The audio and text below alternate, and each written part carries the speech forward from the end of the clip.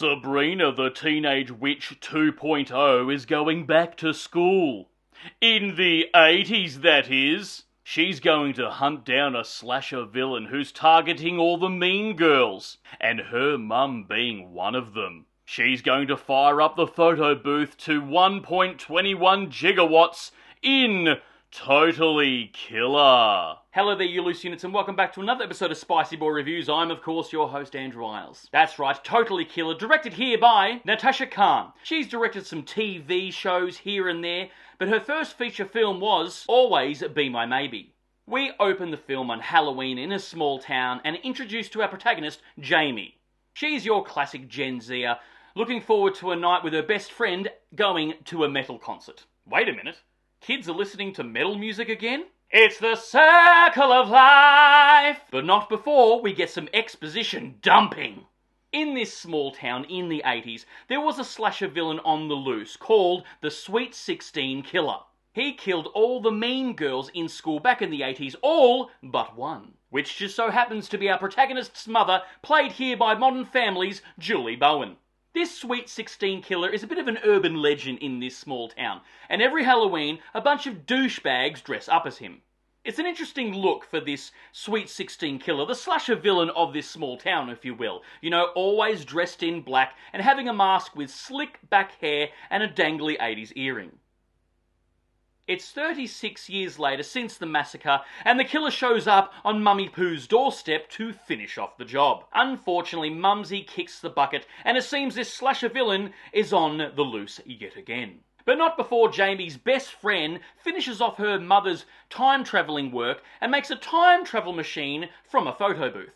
Obviously, this is an homage to the original script for Back to the Future, where the time travel machine was actually going to be a fridge. Things go tits up and Jamie ends up in 1987, just before the massacre starts to happen. What a coinkydink! She decides to use her future knowledge of the town and trying to stop the killings before they happen, which can only go well. She then meets her mum in high school and finds out that she's the biggest bitch of the town, and their personalities clash. Obviously another homage to the original idea behind Back to the Future, where the writer had this idea in his head of what would it be like to go back to high school where my father was, and would we get along? Along the way, Jamie meets the adults from her timeline as teenagers in high school, and them contradicting their future selves with their teenage actions. This is where the comedy lies for this film, having a fragile Gen Zer thrust into a decade that gave no fucks. It's a clever way for this film to have its cake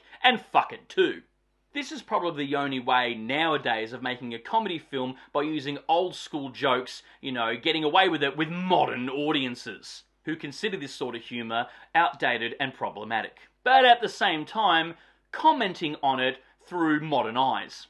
I'd be lying if I said this film didn't make me laugh out loud on several occasions. The elevator pitch is clear what it was. It is, you guessed it, Back to the Future meets Scream. Which this film, I've got to say, pretty much bloody nails. We all know that Hollywood is fucking aching to remake Back to the Future, and let's be honest, those morally corrupt scabs will one day fucking do it. And we all know that they're going to gender swap Marty and race swap him. And we all know the climax of the film would be the protagonist marching for civil rights, and when they go back to their respective timeline, she would have changed everything, where it would be a BLM utopia. However, this film used the concept of Back to the Future without destroying the original IP. Also, time travel movies get really convoluted, and here it's no exception. If you really think about it, none of this makes sense, and everything undoes itself pretty bloody quickly. But the film doesn't take itself too seriously, and it sets that tone up pretty bloody early on. I suggest you don't worry about this sort of thing and just enjoy yourself. That goes for you all, too.